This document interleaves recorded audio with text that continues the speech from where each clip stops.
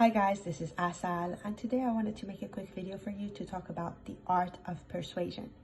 So we as human beings use persuasions in our everyday life. Specifically, lawyers have to be really good at persuasion because they have to be able to convince the judge or the jury that their client is innocent.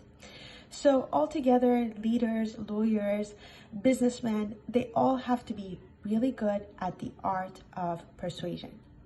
But persuasion also has a dark side in the hands of the wrong people. Let's say someone like Hitler.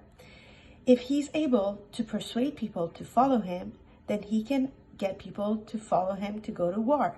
So you see, persuasion can be very harmful in the hands of the wrong people. And just because someone is charismatic and charming and really good at persuading people, that doesn't make that person a person of a good character. So know the difference. Don't get fooled. Sometimes when you see someone like Madoff, you look at him, you look at his watch and his nice suit, and maybe he looks good, and you think to yourself, this person can't be a bad person. And that's how these type of people have power. Okay, now that I got that out of the way, I would like to talk about how advertisers have power over you, or even influencers, because that's the thing in our everyday lives now, right? Influencers, advertisers. So you can see that advertisers use jingles. For example, do you recognize this one? Like a good neighbor, State Farm is there. You see, it just comes straight to the top of your head because this jingle is meant to affect you psychologically so that you are more likely to actually go and buy the product.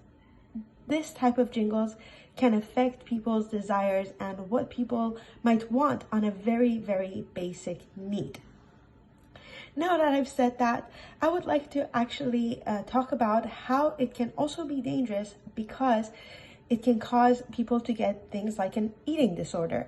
Like right now, I see there's this really beautiful girl on TikTok who makes music, and she's talking about how she was affected by Victoria's Secret and how Victoria's Secret affected her body language. So this is how the art of persuasion can have an effect of mind control, because it's getting you to do things that are not necessarily your decision, and you're doing it just to fit in with everyone else, just to be part of everyone else, but that isn't necessarily correct.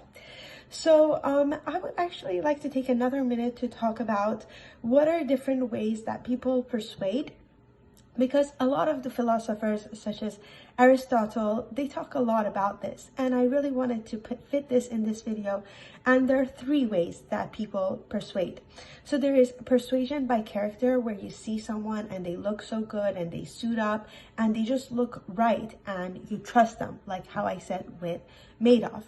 Or there could be a persuasion where someone is very manipulative and will try to get to your emotions and your pathetic side, right? So that's another way that someone can manipulate or persuade.